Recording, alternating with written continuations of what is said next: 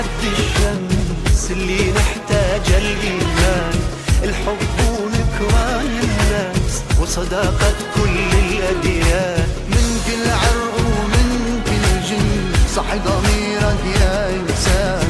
بكرة اللمة الحلوة تعود نزرع كل الأرض ونجي. بكرة نهار جديد نفرح فيه ويفرح فينا، نزرع الأرض الوعيد حب وأمل وين ما مشينا.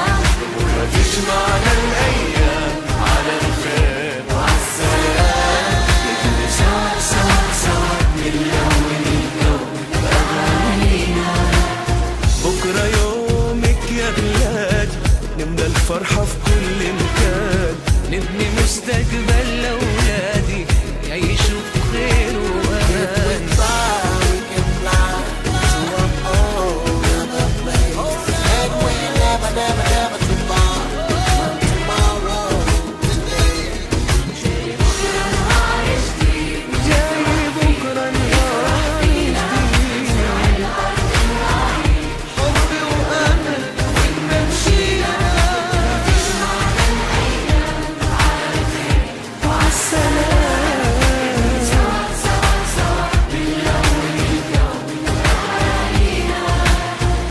صباح يهدينا وردي وشمس نهار جديد، صوبي جاي يودينا مهما بكرة يكون بعيد. في أحلام بتناجينا وفي ضحكة بتنادينا، والأحزان نقدر بإيدينا نغيرها وتتحول عيد. احنا صوت الخير شمس الأيام، احنا يوم جديد راية سلام.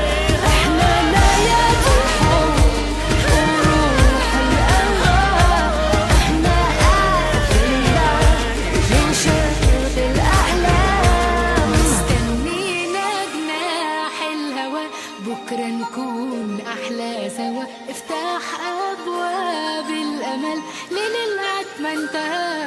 لأولادك يا بلاد يا بلاد يا بلاد يا شمس يا شموس يا حلوة يا عروس، نتمنى بكرة السلام تنور علينا شموس. وأنا وصفة بالحلوين أحمد وعيسى وموسى، وأطفال العالم كله خلي السلام بوسة.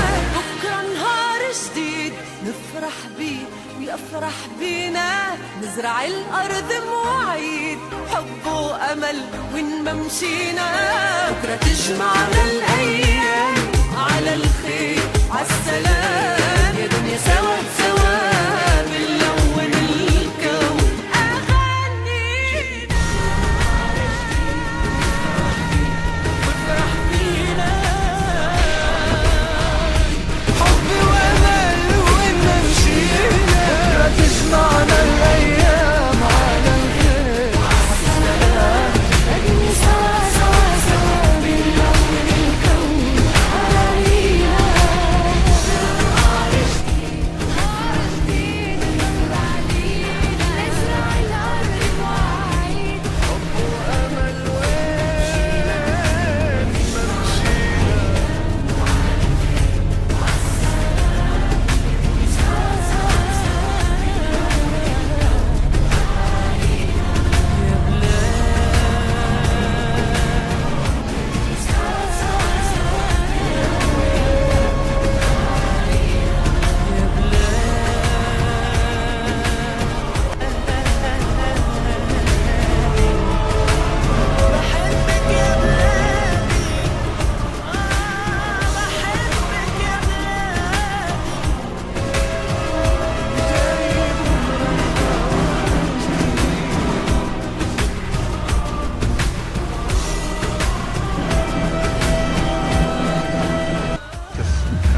Les scientifiques sont à peu près tous d'accord sur certains principes de base du réchauffement climatique. La Terre se réchauffe-t-elle? Oui. Une partie du réchauffement est-elle due à l'activité humaine? Oui. Jim Hansen, qui est directeur de l'Institut d'études spatiales de la NASA, a récemment donné une estimation plus juste basée sur des recherches de l'année dernière. Et l'estimation actuelle est que la Terre s'est réchauffée d'environ 7 dixièmes de degré. Le réchauffement planétaire est réel. Il est destructeur et son impact sur la Terre défie l'imagination. Des événements catastrophiques ont changé leurs habitudes. Et c'est nous qui sommes coupables. Le réchauffement planétaire survient quand l'atmosphère s'enrichit des polluants provenant surtout des automobiles et des cheminées. Ces gaz bloquent une partie de l'échange d'énergie entre la Terre et l'espace, piégeant la chaleur près de la surface de la Terre. L'impact humain, surtout en ce qui concerne le réchauffement planétaire et les changements climatiques, se remarque d'abord et davantage dans l'Arctique. On commence à voir les événements se produire plus vite que ce que les scientifiques avaient indiqué. D'ici la fin de ce siècle, peut-être même d'ici quelques dizaines d'années, il n'y aura quasiment plus de glace dans l'Arctique. La réalité de la pollution de l'air, c'est qu'il n'y a pas d'échappatoire. Son impact sur la santé va des migraines, des somnolences, des léthargies, jusqu'à des désordres bien plus redoutables. Cela peut non seulement aggraver l'asthme, mais le provoquer. La Terre a un effet de serre naturel. Nous gagnons à peu près une quinzaine de degrés grâce à la présence de la vapeur d'eau, du dioxyde de carbone et du méthane, ce qu'on appelle les gaz à effet de serre qui piègent la chaleur. Ça, c'est l'aspect positif. Les hommes font concurrence à la nature car en utilisant les pots d'échappement et les cheminées d'usine pour vider nos ordures dans l'atmosphère, nous ajoutons à cette quantité de gaz à effet de serre qui est naturelle des gaz qui ne le sont pas. En majeure partie du CO2, du méthane et des produits chimiques inconnus jusque-là, des chlorofluorocarbones qui détériorent aussi l'ozone. En s'accumulant, ils piègent davantage de chaleur. C'est un fait établi, on sait que la présence du dioxyde de carbone a augmenté de 30 à 35%, des gaz ajoutés qui n'avaient jamais existé, et la Terre se réchauffe. Tout cela réuni fait que le réchauffement climatique est non seulement une réalité, mais un grave sujet d'inquiétude pour l'avenir, car nous poursuivons nos activités à un rythme accéléré.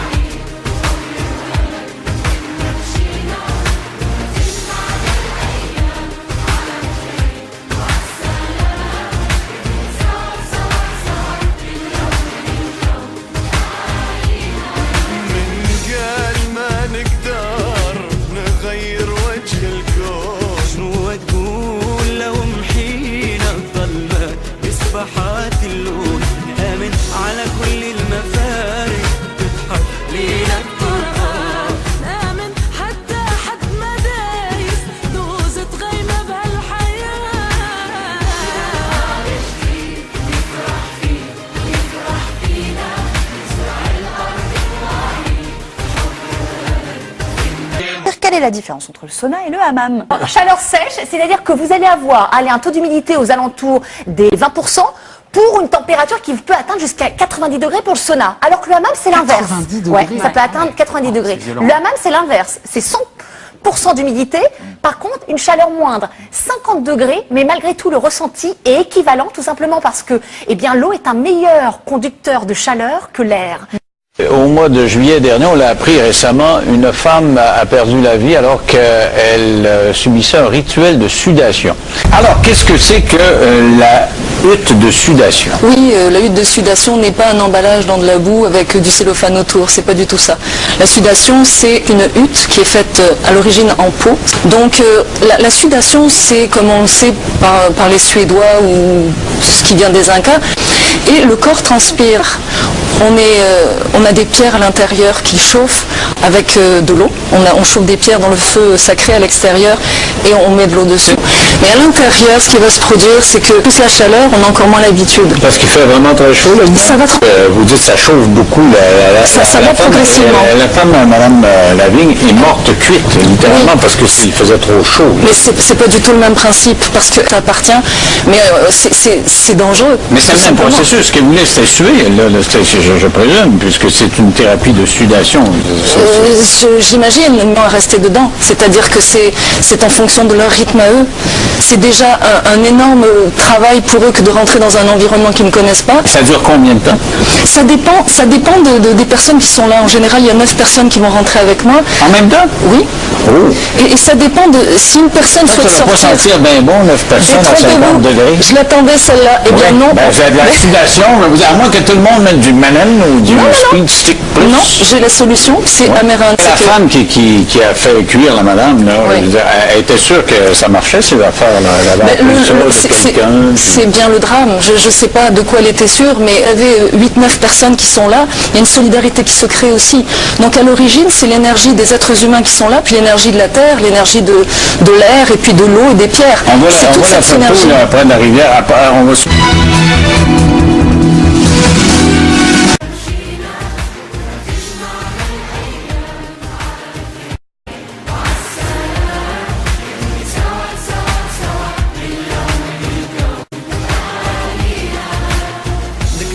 نوصل حد الشمس اللي نحتاجه الإيمان الحب ونكران الناس وصداقة كل الأديان من كل عرق ومن كل جن صحي ضميرك يا إنسان بكرة اللمة الحلوة تعود نزرع كل الأرض وجاي بكرة نهار جديد نفرح فيه يفرح فينا نزرع الأرض الوعي حب وأمل وين ما مشينا تجمعنا الأيام على الخير وعالسلام بدنا سوا سوا سوا نلون الكون بأغانينا بكرة يومك يا بلاد نملى الفرحة في كل مكان نبني مستقبل لأولادي يعيشوا بخير وأمان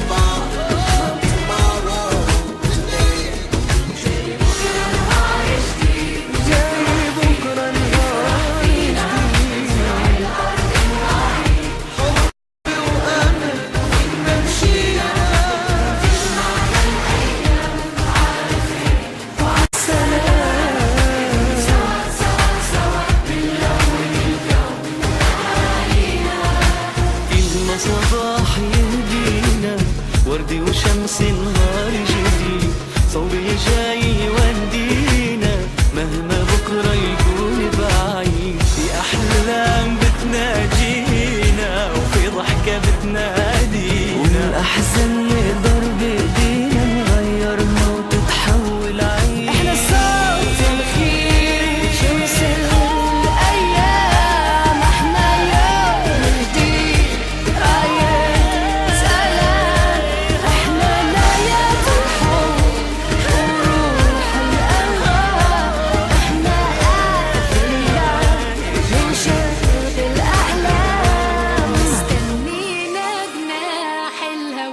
بكرة نكون أحلى سوا افتح أبواب الأمل من العتمة انتهى لأولادك يا بلاد يا بلاد يا شمس يا شموس يا حلم يا عروس نتمنى بكرة السلام تنور علينا شموس وأنا وصفات الحلوين أحمد وعيسى وموسى وأطفال العالم كله خلي السلام بوسة بكرة نهار جديد نفرح بيه ويفرح بينا نزرع الأرض مواعيد حب وأمل وين ما مشينا بكرة تجمعنا الأيام على الخير عالسلام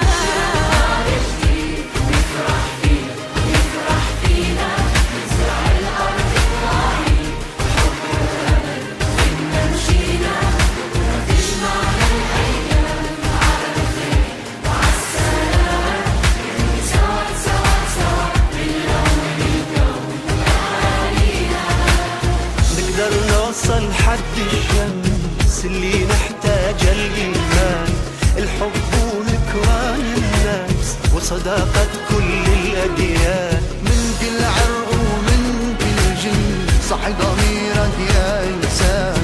بكرة اللم الحلو تعود نزرع كل الأرض وجاي. بكرة نهار جديد نفرح فيه يفرح فينا، نزرع الأرض الوعيد حب وأمل وين ما مشينا. بكرة تجمعنا الأيام على الخير وعالسلام، يدوب سوا سوا سوا من الأول اليوم أغانينا. بكرة يومك يا بلادي نملى الفرحة في كل مكان، نبني مستقبل لأولادي يعيشوا بخير وأمان.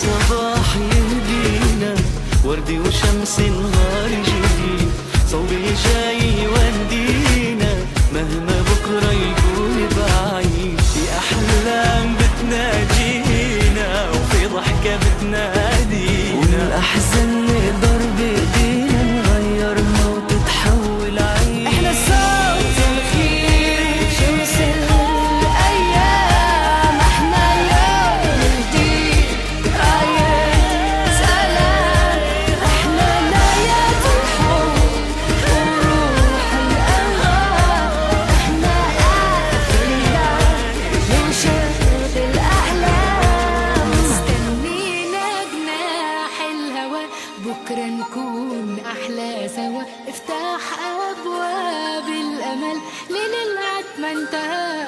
لأولادك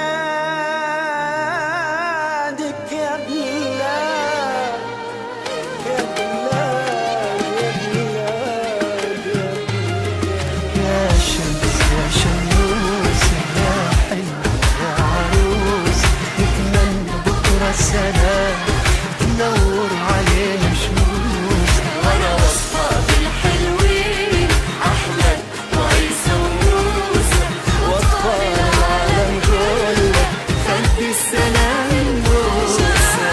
بكرة نهار جديد نفرح بيه ويفرح بينا، نزرع الأرض مواعيد حب وأمل وين ما مشينا. بكرة تجمعنا الأيام على الخير عالسلام، يا دنيا سوا سوا بنلون الكون أغانينا. وافرح بينا حب وأمل وين ما مشينا. بكرة تجمعنا الأيام على الخير عالسلام، يا دنيا سوا سوا سوا بنلون الكون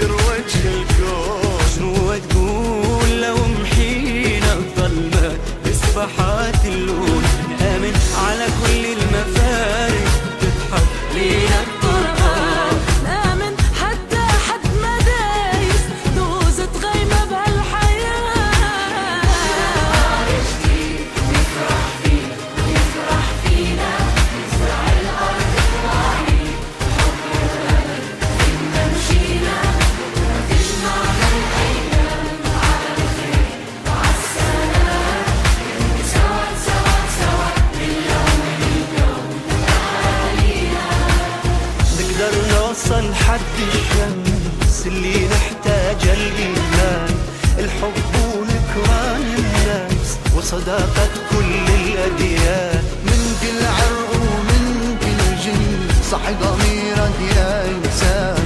بكرة اللم الحلو تعود نزرع كل الأرض وجاي. بكرة نهار جديد نفرح فيه يفرح فينا، نزرع الأرض الوعيد حب وأمل وين ما مشينا. بكرة تجمعنا الأيام على الخير وعالسلام، نكون سوا سوا سوا نلون الكون بأغانينا. الله الرحمن الرحيم. فارتقب يوم تأتي السماء بدخان مبين يغشى الناس هذا عذاب أليم. إنا كاشف العذاب إنكم عائدون. يوم نبطش البطش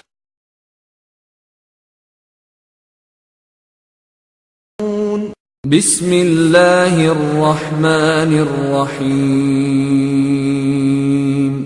ظهر الفساد في البر والبحر بما كسبت أيدي الناس ليذيقهم بعض الذي عملوا لعلهم يرجعون.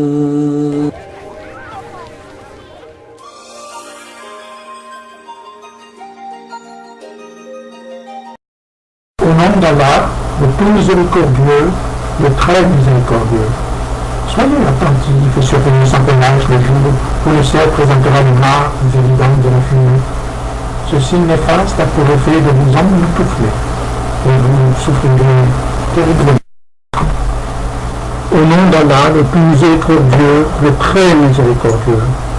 La nuisance est devenue visible en mer et sur la terre ferme.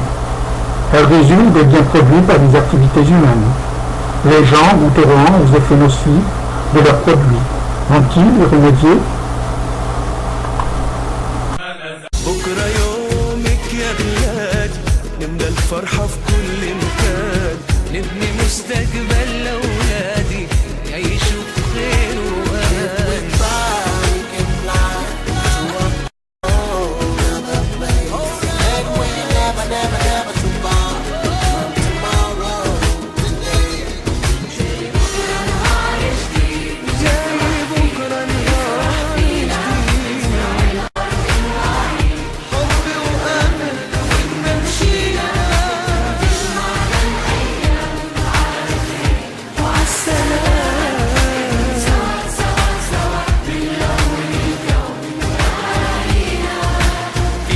صباح يهدينا وردي وشمس نهار جديد، صوب الجاي يودينا مهما بكرة يكون بعيد. في أحلام بتناجينا وفي ضحكة بتنادينا، والأحزان نقدر بإيدينا نغيرها وتتحول عيد. احنا صوت الخير شمس الأيام، احنا يوم جديد آيات سلام، احنا نايات الحب وروح الأنغام، احنا أهلنا ننشر بالأحلام. مستنينا جناح الهوى بكرة نكون أحلى سوا، افتح أبواب الأمل ليل العتمة انتهى.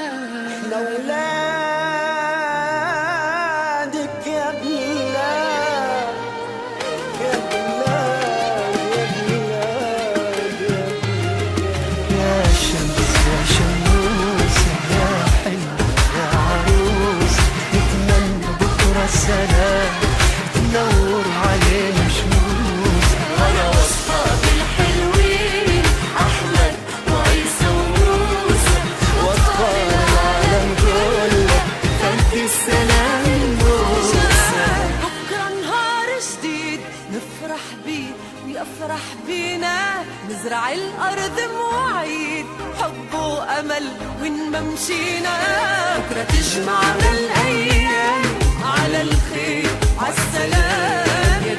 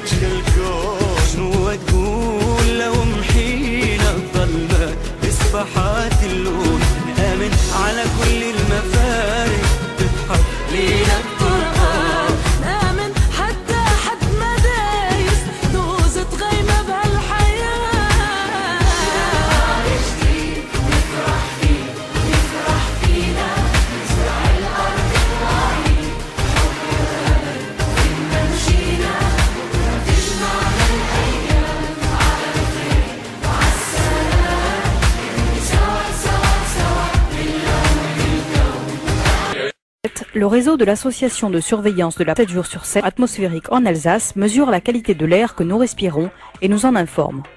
Au total, l'ASPA dispose d'un réseau d'une centaine d'analyseurs répartis sur toute l'Alsace.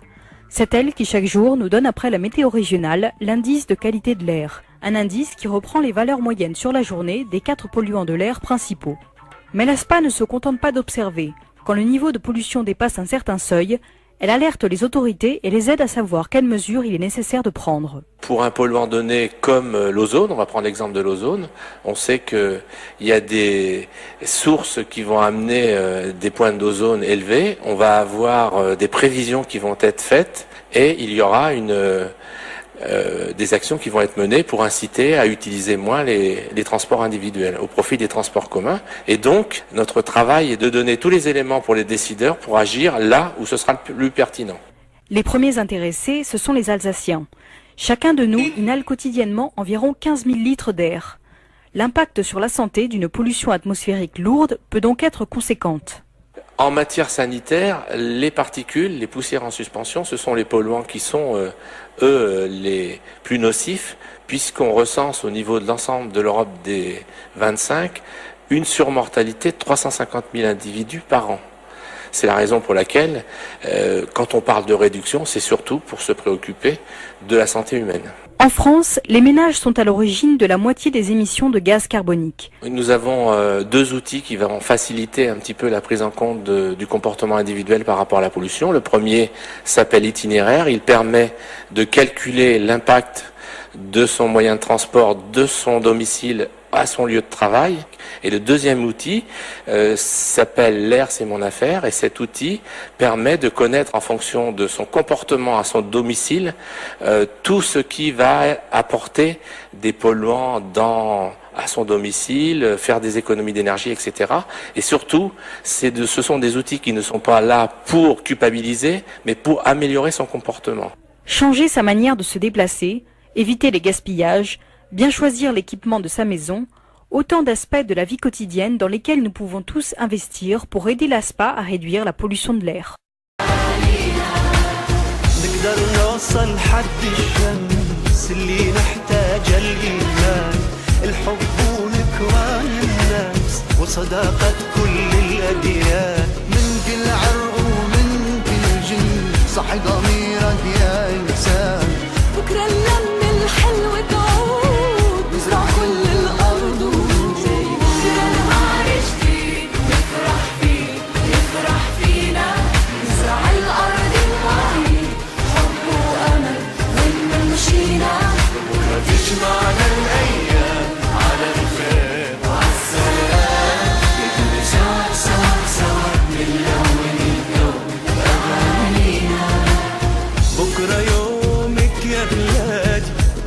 فرحة في كل مكان نبني مستقبل لأولادي يعيشوا بخير وأمان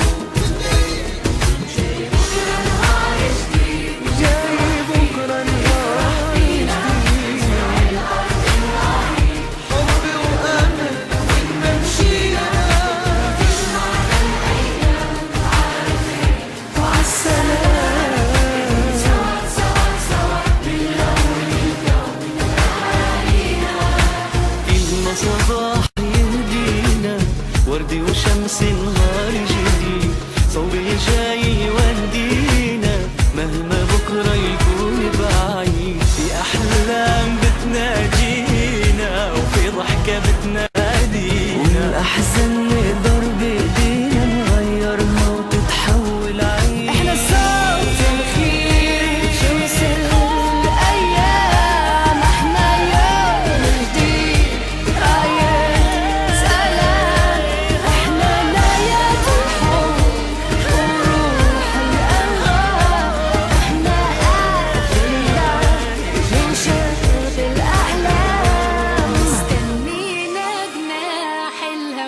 بكرة نكون أحلى سوا افتح أبواب الأمل لنلعب ما انتهى لأولادك يا بلاد les musulmans, les juifs et les bouddhistes de France. Ils demandent, leurs responsables demandent ensemble que la conférence sur le climat, la COP21, qui se tiendra en décembre à Paris, accouche d'un vrai accord, d'un accord qui s'imposerait à tous. Depuis l'encyclique du pape sur l'écologie, nous savons, l'Église catholique par exemple veut sauver la planète. L'homme est responsable du réchauffement, plus il en est la principale cause. Donc, les religieux, les responsables religieux veulent sauver la création de Dieu. Oui, il faut protéger la planète contre le réchauffement climatique. Donc, les responsables religieux ont raison. Tout simplement, les représentants religieux ont pris leurs responsabilités et j'applaudis. L'enjeu, le problème, c'est comment mobiliser nos sociétés, les électeurs, donc toute la société pour l'avenir. C'est très difficile de prendre des décisions compliquées pour que dans 20 ans, le réchauffement climatique ne devienne pas une véritable catastrophe. Nous vivons dans la société de l'immédiat. Et les responsables religieux, en fait, ont pointé le doigt là-dessus. On dit, moralement, nous avons le devoir de nous projeter dans l'avenir. Et nous projeter dans l'avenir, c'est prendre des décisions difficiles aujourd'hui, difficiles pour l'économie, mais qui protègent la planète. Voilà l'enjeu. C'est compliqué de mettre ensemble la planète, oui, mais c'est la seule solution.